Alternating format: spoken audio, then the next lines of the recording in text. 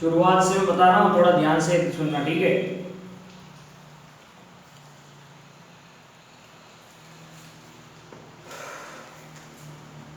ये मान लो register R1 है, ये रजिस्टर R2 है, ये रजिस्टर R3 है, और मैंने एक बैटरी कनेक्ट कर दी इसमें। ये बैटरी ने एक वोल्टेज दिया V, इस वोल्टेज की वजह से यहाँ एक करंट आया I, समझ में आ रहा है। ये करंट यहाँ पर भी I है, यहाँ पर भी I है, और यहाँ पर भी I है। मीन्स ये करंट डिवाइड नहीं होगा, पूरा इस पूरे रजिस्टर में जा रहा है, सभी तीनों में बराबर जा रहा है। लेकिन जो वोल्टेज है वो यहाँ पर V1 रही, यहाँ पर V2 रही, और यहाँ पर V3 रही। सीरीज की ये चीज तुम्हें याद करनी पड़ेगी कि सीरीज के अंदर करंट रहता है सेम, लेकिन वोल्टेज क्या हो जाता है, डिवाइड। समझ में आया कि नहीं, यस और नो। अब ये पूरे सर्किट में कितनी वोल्टेज है, V, यहां जाके बटी है तो रजिस्टर्स में, तो पूरे सर्किट की वोल्टेज कितनी है, V1 plus V2 plus V3। अब देखो पूरे सर्किट की V, अब ओम्स लॉ कितना है, V इक्वल्स टू IR, तो पूरे सर्किट के अंदर IR, मतलब यहाँ I क्या है, पूरे सर्किट का करंट इनटू पूरे सर्किट का रेजिस्टेंस इक्वल्स टू V1। अब देखो अगर मैं यहां पे ओम्स लॉ लगाता हूं तो ये V1 कितनी होगी, IR1। समझ में आया कि नहीं, यस और नो। V क्या होती है, V equals to I into R, पूरे यहां पे लगाया तो V1 कितनी हुई, I इंटू R1, यहां पे V2 कितनी हुई, I इंटू R2, और यहां पे कितनी हुई, I इंटू R3। अब I इंटू R, मैंने क्या किया, ये तीनों का जो I है कॉमन ले लिया, बाहर ले लिया, बचा क्या ब्रैकेट में R1 plus R2 plus R3। ये वाला I कट गया, तो पूरे सर्किट का रेजिस्टेंस कितना हो गया, equals to R1 plus R2 plus R3। Very important, ये है सीरीज कॉम्बिनेशन का फॉर्मूला। मींस अगर मैं देखो मैंने RS लिखा, RS means resistance in series.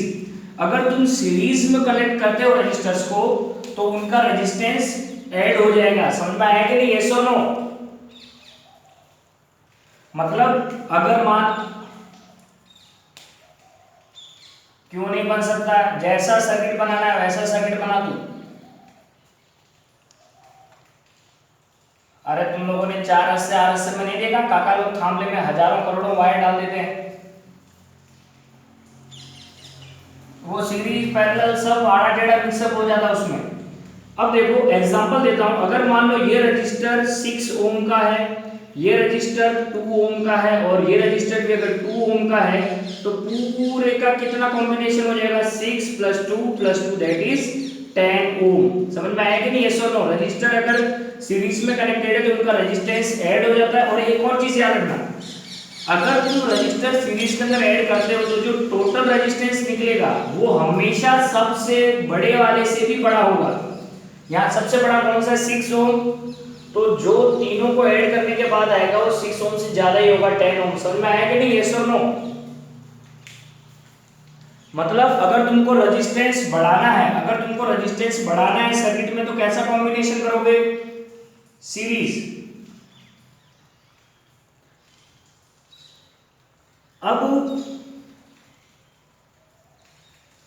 Parallel combination, बातें मत करो आपस में, ये कुसुर कुसुर करते रहते तुम लोग। अब देखो वो तो आएगी तुम्हारे फ्रेंड से झेलो।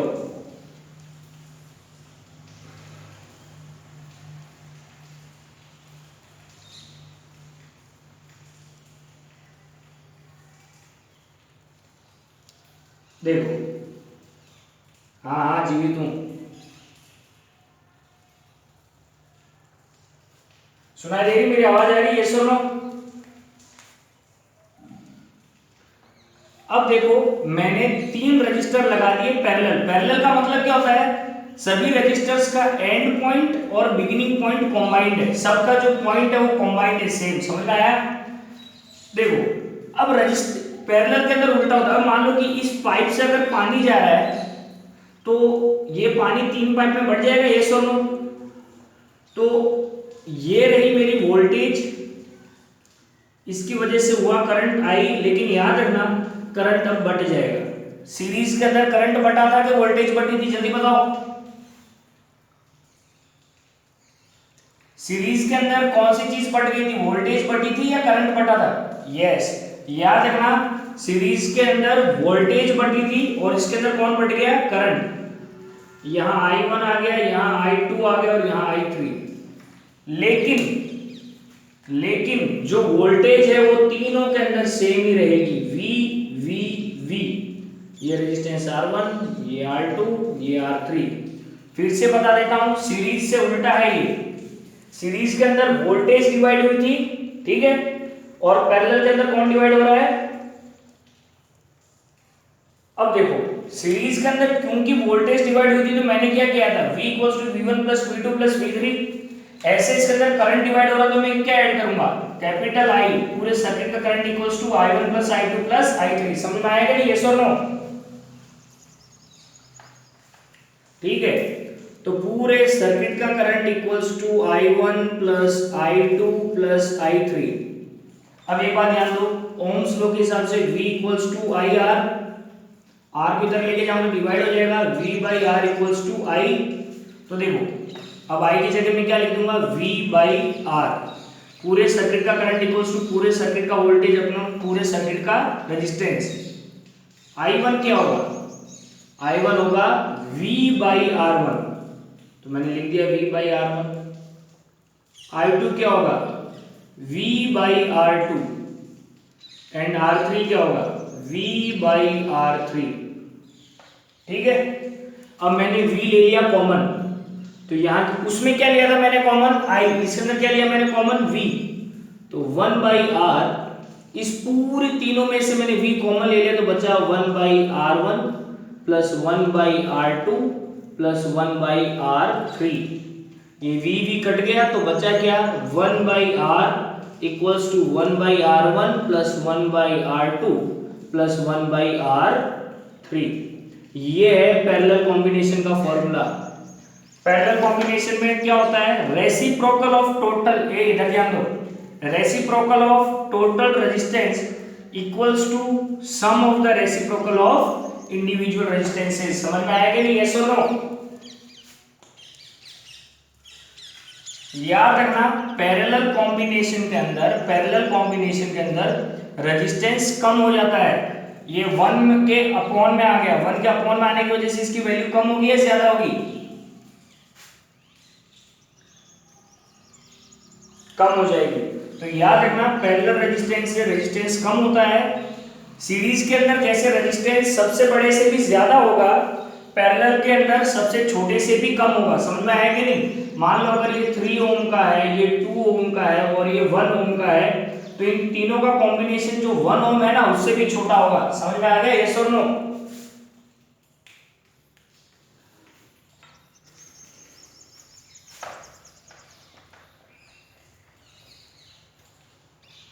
अब देखो अपना जो घर होता है उसके अंदर कैसी कनेक्शन करनी चाहिए और कैसी नहीं। 2 टाइप की कनेक्शन है, एक तो है सीरीज और दूसरी है पैरेलल। सीरीज के अंदर 1 2 3 4, पैरेलल के अंदर 1 2 3 4। तुमको क्या लगता है ज्यादा वायर किस में लगेगा, पैरेलल के अंदर? तो देखो अगर मान लो मेरे को बहुत सारी चीजें ऐड करनी है, जैसे वो अपने दिवाली पे लाइट लगाते हैं जैसे लोग, तो उसमें क्या होता है बहुत सारे बल्ब कनेक्ट करने होते हैं, तो उसके लिए सीरीज करना, उसमें पैरेलल पॉसिबल नहीं। क्यों, पूरा घर तो वायर से भर जाता, बल्ब दिखता भी नहीं। ठीक है, तो सीरीज के अंदर कब कनेक्शन करते हैं, सीरीज के अंदर कनेक्शन तब करते हैं जब बहुत large number of things connect करनी हो।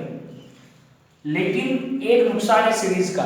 सीरीज के अंदर एक तो वोल्टेज हो जाती है डिवाइड, समझ में आ रहा है कि नहीं। मैंने इसको जिस पावर सप्लाई से कनेक्ट किया है ये वोल्टेज डिवाइड हो जाएगी, जिस वजह से जो सबसे आखिरी में बल्ब होगा उसके अंदर बहुत कम वोल्टेज होगा और जिस वजह से वो ढंग से चलेगा भी नहीं। समझ में आया कि नहीं, यस और नो। दूसरी, इसके अंदर अगर एक बल्ब खराब हो गया तो क्या ये सर्किट पूरा कंप्लीट हो गया? यस, अगर ये बल्ब टूट गया तो सर्किट कंप्लीट नहीं रहेगा, इस वजह से आगे के भी बल्ब जलेंगे नहीं। समझ में आ रहा है कि नहीं, यस और नो। ये सीरीज के नुकसान है। एक और बहुत बड़ा नुकसान है, ये बल्ब का रेजिस्टेंस, ये रेजिस्टेंस, ये रेजिस्टेंस और ये रेजिस्टेंस, सीरीज के अंदर ये सारे रेजिस्टेंस ऐड हो जाएंगे, यस और नो। इस वजह से इन सब का मिलके बहुत बड़ा रेजिस्टेंस क्रिएट हो जाएगा। बहुत बड़ा रेजिस्टेंस होगा तो करंट कम फ्लो होगा या ज्यादा? यस, बहुत सारी चीजें अगर सीरीज में कनेक्ट कर दोगे तो उनके अंदर करंट भी बहुत कम जाएगा, उनके अंदर वोल्टेज भी बहुत कम जाएगा। समझ में आएगा नहीं? अगर एक खराब हो गया तो फिर यूं समझो कि आगे कुछ भी नहीं होगा। समझ में आ गया, यस और नो। प्लस एक और चीज है, अगर मान लो मैंने बहुत सारे बल्ब जला रखे ना तो मैं अपनी मर्जी से हर एक बल्ब को नहीं जला सकता। अगर मैंने एक स्विच चालू करूंगा तो ये सारे के सारे जलेंगे। समझ में आया कि नहीं? ये इसका नुकसान है। पैरेलल के फायदे, एक तो क्या है, पैरेलल के अंदर वोल्टेज सब में सेम रहेगी तो कोई तकलीफ नहीं है। दूसरी चीज, सबका रेजिस्टेंस ऐड होके कम हो जाएगा। पैरेलल के अंदर रेजिस्टेंस कम होता ना, इस वजह से बड़े आराम से करंट फ्लो हो जाएगा।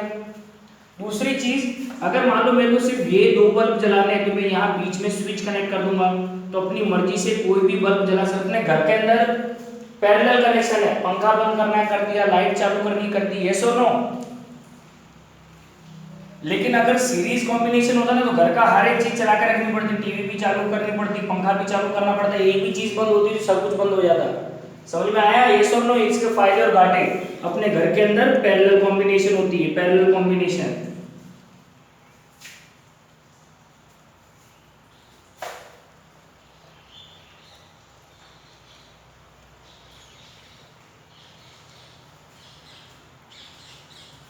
अब हम डिस्कस करेंगे पावर। पुअर नहीं, पावर। अब चलो मान लो कि मैं और वेद दोनों एक जगह पे खड़े हैं। वेद को एक बोरी उठा के दे दी, मेरे को भी एक बोरी उठा के दे दी।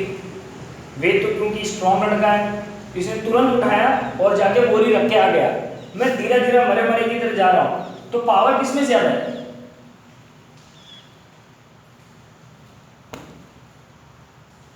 क्यों?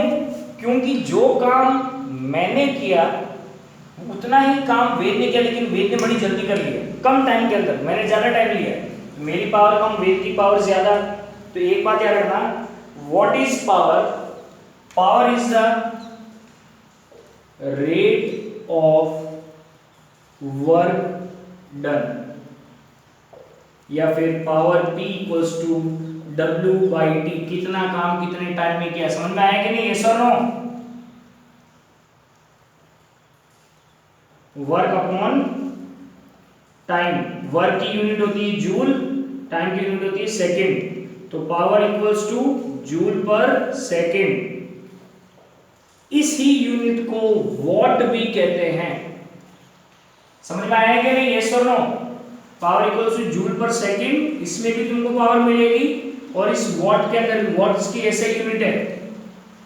तो what is power? Power is the rate of work done. समझ में आया, यस और नो? अब बेसिकली होता क्या है, अपने बिजली से क्या काम करवाते हैं? काम ही करवाते हैं, यस और नो? पंखा चलवाते हैं, ये सब चलवाते हैं, ऊपर नीचे का काम करवाते हैं। एक चीज तुमको याद रखनी पड़ेगी, वर्क ही एनर्जी है, एनर्जी ही वर्क है, यस और नो? तो व्हाट इज पावर? पावर की दो डेफिनेशन है, वर्क डन प्लस दूसरी भाषा में तुम यूं बोल सकते हो एनर्जी कंज्यूम। क्यों? वर्क होगा, क्यों, एनर्जी कंज्यूम होगी तभी होगा। या तो तुम लिख सकते हो वर्क डन, या फिर तुम लिख सकते हो एनर्जी कंज्यूम। देखो जूल, जूल किसकी यूनिट होती है, एनर्जी की भी होती है, यस और नो। तो दो डेफिनेशन तुम लिख सकते हो, what is power, power is the rate at which work is done, और power is the rate at which energy is consumed. समझ में आ गया, यस और नो। अब पावर का फॉर्मूला,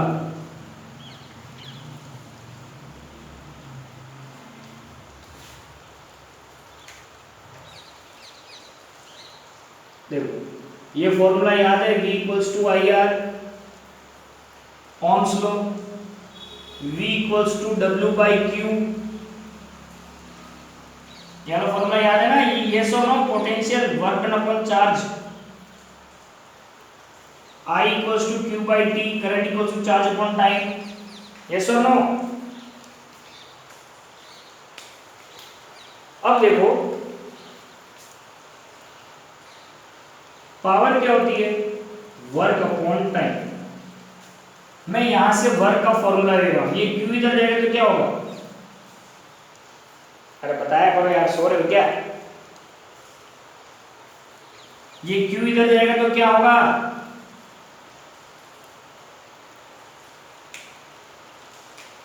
ये क्यू इधर जाएगा तो मल्टीप्लाई हो जाएगा, इधर डिवाइड हो रहा है इसलिए। तो work equals to V into Q. अब देखो Q का फॉर्मूला मैं यहां से निकालूंगा, ये T इधर जाएगा तो क्या हो जाएगा, multiply, yes, I into T equals to Q. ये वाली वैल्यू मैं पुट कर रहा हूं यहां पे, तो work equals to V into Q की जगह पुट कर दिया I इंटू टी।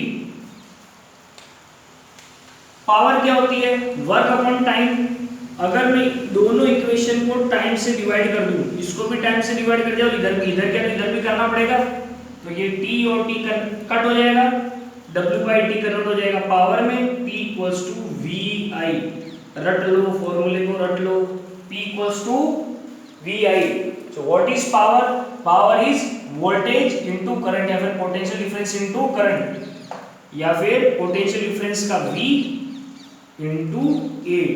समझ में आया कि नहीं, आई का ए का ये एम्पेयर यूनिट है करंट का। ये सब की सब आज डेफिनेशन आज का आज नहीं करोगे तो ये सब 9 में कन्वर्ट हो जाएगा, कल का कल ही। पहला फॉर्मूला है P equals to V into I. एक और फॉर्मूला निकालना पड़ेगा, V क्या है, V equals to I into R, yes और नो। तो P इक्वल्स टू V की जगह मैंने पुट कर दिया I इंटू आर, इस V की जगह इंटू I, ये वाला I इंटू आई क्या होगा, I स्क्वायर और ये बचा R। P equals to I square R, P equals to V I. समझ में आ रहा है, यस और no. P equals to V into I.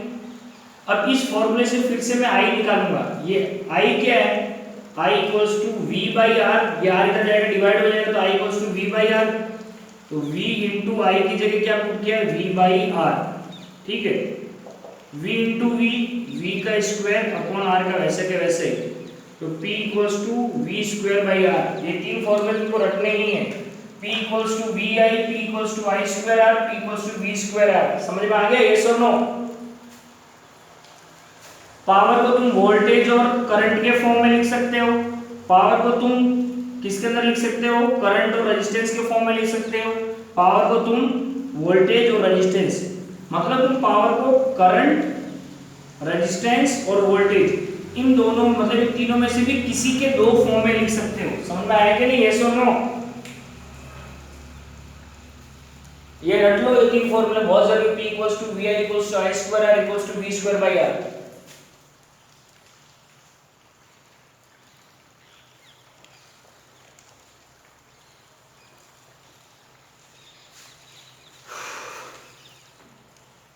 अब देखो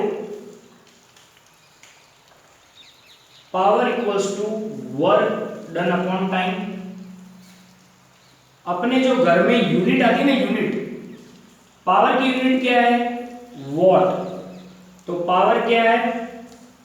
वॉट इक्वल्स टू वर्क की जूल अपॉन टी टाइम की सेकेंड।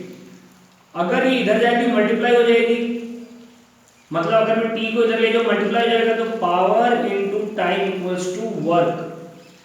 समझ में आ रहा है कि नहीं? यस और नो? ये टी इधर आएगी तो मल्टीप्लाई हो जाएगी, power into T equals to work, या फिर चाहूं तो मैं वर्क की जगह ये वर्ड भी लिख दूं एनर्जी, कुछ फर्क पड़ने वाला नहीं है, वर्क की एनर्जी, एनर्जी वर्क है, ठीक है। पावर को वॉट ओरिजिनली बहुत छोटी वैल्यू है, पावर को वॉट की बजाय किलोवाट में प्रेजेंट करते हैं। किलोवाट कितनी होती है? 1000 वॉट। समझ में आ रहा है? यस और नो? तो देखो, power into time, P into T equals to work done. Power की क्या बोल रहा है? अरे वर्क की, अरे P into T equals to work done, power into time equals to work done. तो पावर की यूनिट किलोवाट, टाइम की unit hour equals to work done. एक मैं बात बता दूं, अपने घर में जो बिजली आती है ना, यस और नो, वो आती है किलोवाट आवर के अंदर, किलोवाट आवर। तो किलोवाट आवर किसकी यूनिट है? वर्क की। तो एक बात याद रखना, जो अपने घर में यूनिट आ रही है वो एक्चुअली हम जो पैसा देते हैं वो एनर्जी कंज्यूम या फिर वर्क डन का पैसा देते हैं। समझ में आ रहा है कि नहीं? अपने घर में जो यूनिट आती है वो किलोवाट आवर में आती है। तो किलोवाट आवर एक्चुअली यूनिट किसकी है? वर्क या फिर एनर्जी की। समझ में आ रहा है? यस और नो? ये चीज में कंफ्यूजन मत खाना।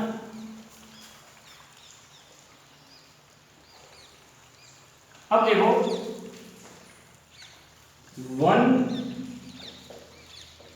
किलोवाट आवर, इसी को कहते हैं यूनिट। तो 1 किलोवाट, 1 इंटू किलो का 1000, 1 किलोवाट कितना हुआ? 1000 वाट के बराबर, इंटू आवर। एक आवर में कितनी सेकंड होती है? 60 इंटू 60, 3600। तो 6 इंटू 6 36, 1 2 3 4 5, 2 3 4 5। याद रखना, 1 किलोवाट आवर के अंदर तुम इतनी जूल्स की एनर्जी कंज्यूम करते हो। Very important. What is relation between kilowatt hour and joule? ये रिलेशन है 1 kilowatt hour equals to 360000 joule. समझ में आया? यस और नो? या फिर 3.6 इंटू 10⁻⁶ जूल। ये रिलेशन याद रखना। क्या बोल रहा है? चश्मा पहनो सबके सब, इसलिए बोलते हैं टीवी भी कम देखा करो, है? पूरे दिन टीवी देखते रहते, थोड़ा एक्सरसाइज किया करो।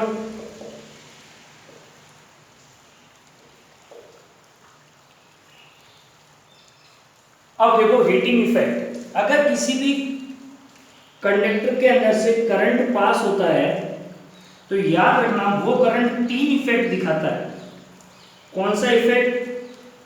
एक तो हीटिंग इफेक्ट दिखाएगा, दूसरा मैग्नेटिक इफेक्ट दिखाएगा।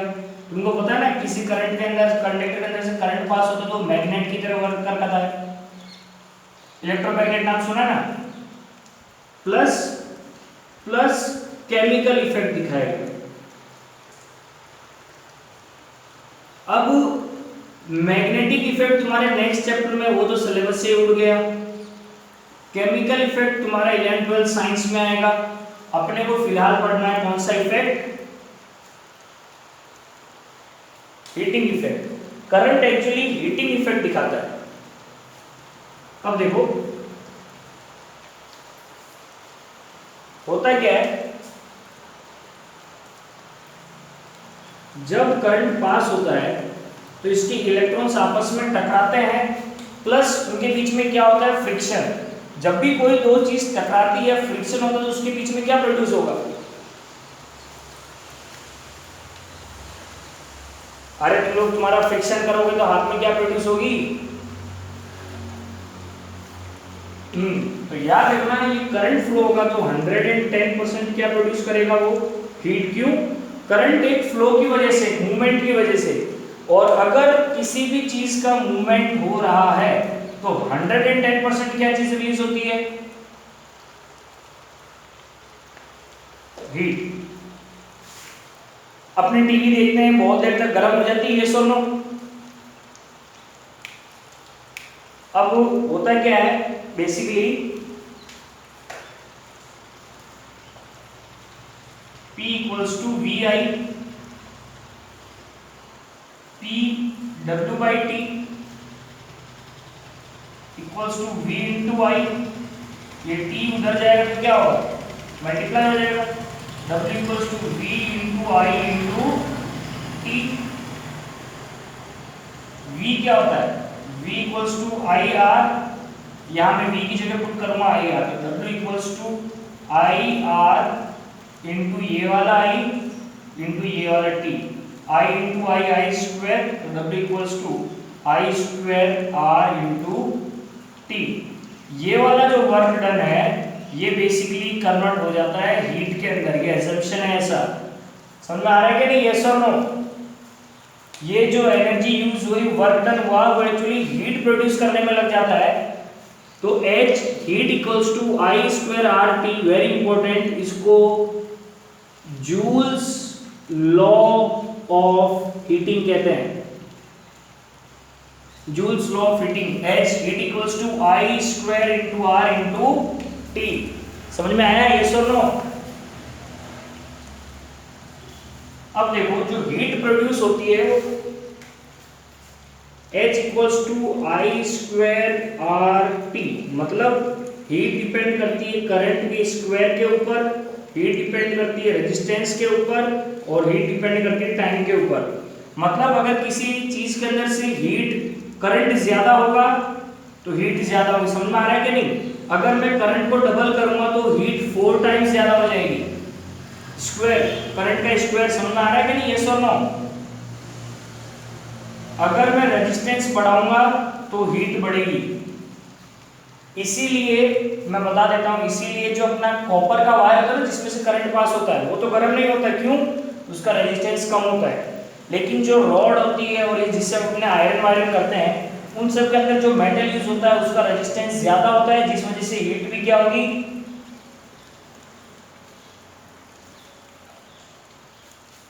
अब जितनी देर तक करंट फ्लो होगा, टाइम, जितना ज्यादा करंट फ्लो होगा, जितना ज्यादा टाइम के लिए, उतना ज्यादा हीट प्रोड्यूस होगी। समझ में आया? यस और नो? 10 घंटा टीवी देखोगे और 1 घंटा टीवी देखोगे तो ज्यादा गर्म किसमें होगी?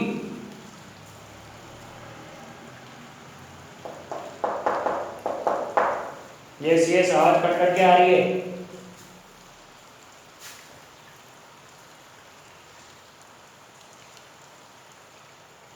सिल्वर, लेकिन सिल्वर महंगा पड़ता है, वो यूज नहीं कर सकते अपने वायर में। समझ में आया? यस और नो? अब देखो जो हीटिंग इफेक्ट है, हीटिंग इफेक्ट एक्चुअली बहुत जगह यूज होता है। कहां कहां पे? Bulb, heating elements, fuse. अब देखो जो बल्ब होता है ना, बल्ब,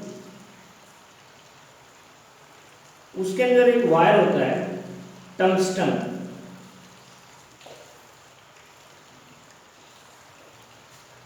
होता क्या है, टंगस्टन का रेजिस्टेंस होता है बहुत ही ज्यादा, कॉपर का रेजिस्टेंस कम है, तो करंट, क्या बोल रहे हो? टंगस्टन,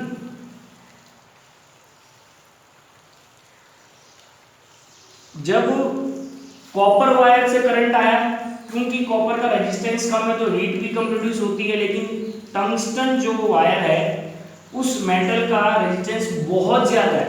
रेजिस्टेंस बहुत ज्यादा है तो क्या प्रोड्यूस होगी? बहुत ज्यादा,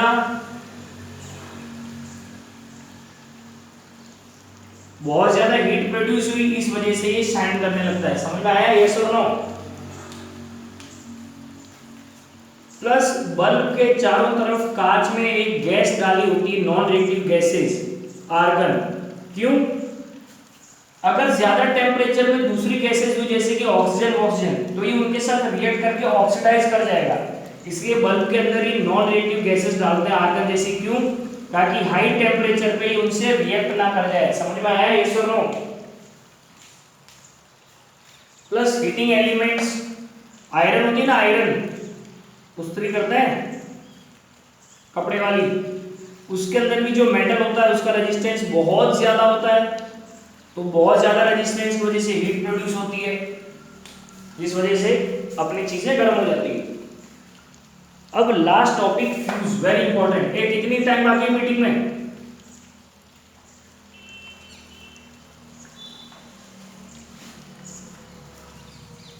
ये मान लो अपना घर के अंदर बहुत सारी चीजें है, इलेक्ट्रिकल अप्लायंसेस, फ्रिज है, टीवी है, मोबाइल फोन है, बहुत सारी चीजें, फैन, बल्ब, और ये घर का करंट बाहर निकल आएगा। 2 वायर आते हैं घर में।